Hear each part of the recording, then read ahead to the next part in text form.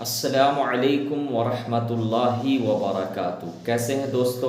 ہمیں امید ہے کہ آپ سب بخیر ہوں گے، اور اللہ تعالیٰ سے میری دعا ہے کہ اللہ تعالیٰ آپ سب کو خیر و عافیت کے ساتھ رکھے۔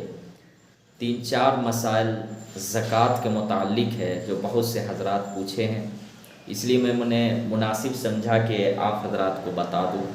پہلا مسئلہ یہ ہے کہ بہت سے لوگوں نے یہ پوچھا، کیا زکوٰۃ کی رقم سے ہم اناج گنا خرید کر اور کسی غریب کو دے سکتے ہیں؟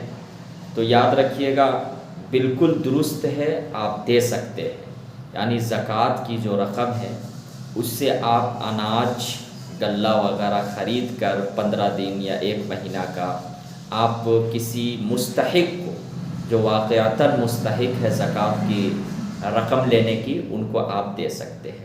اسی طریقے سے دوسرا مسئلہ یہ ہے کہ کیا زکوٰۃ کی رقم سے کسی غریب کی شادی میں سامان وغیرہ خرید کر دے سکتے ہیں؟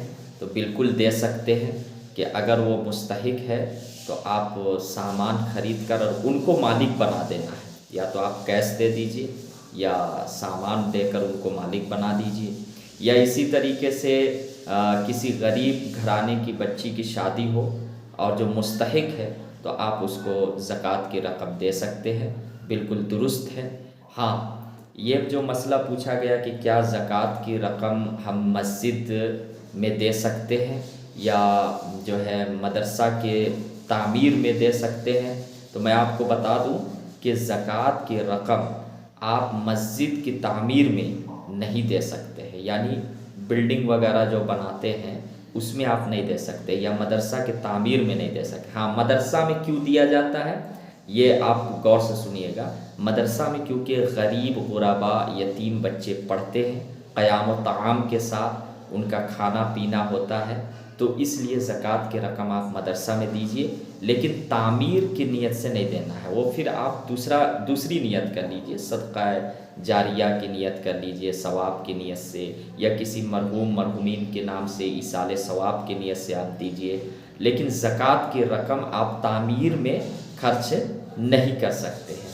اسی طریقے سے زکوٰۃ کی رقم کہا گیا کہ کیسے پتہ چلے گا کہ یہ مستحق ہے یا نہیں ہے، تو میں نے آپ کو پہلے بھی ویڈیو میں ڈال چکا ہوں، لیکن پھر بھی میں بتا دیتا ہوں کہ جس شخص کے پاس 52.5 تولہ چاندی یا 7.5 تولہ سونا، یا اسی طریقے سے اتنی ہی مالیت کا تجارت کا مال، یعنی مال تجارت اس کے پاس ہو، یا پھر کیش ہو، کیش یعنی اس کے پاس جو ہے 40,000 روپیہ اگر پیسہ ہے تو وہ مالدار سمجھا جائے گا، یا اسی کے برابر اس کے پاس چاندی ہو یا پھر مال تجارت ہو تو وہ مالدار سمجھا جائے گا۔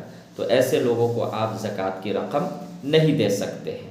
اور جس کے پاس 40,000 پیسہ بھی نہیں ہے، چاندی بھی نہیں ہے 52.5 تولہ، یا تجارت کا مال جو مال تجارت بولتے ہیں وہ بھی نہیں ہے، تو ایسے لوگوں کو آپ زکوٰۃ کی رقم دے سکتے ہیں۔ تو آپ اپنے طور پر تحقیق کریں، یا پھر اگر تحقیق نہ ہو سکے تو جس کو آپ جانتے ہیں پہچانتے ہیں اس کو بھی آپ زکوٰۃ کی رقم دے سکتے ہیں، کہ آپ جو ہے زکوٰۃ کے پیسوں کو خرچ کر دیجیے گا۔ بہت سے لوگ ہیں جو دیتے ہیں کہ بھائی میں آپ پر اعتماد کرتا ہوں، آپ زکوٰۃ کی رقم خرچ کر دیجیے گا، تو جن پر آپ کو اعتماد ہے اس کو بھی آپ دے سکتے ہیں۔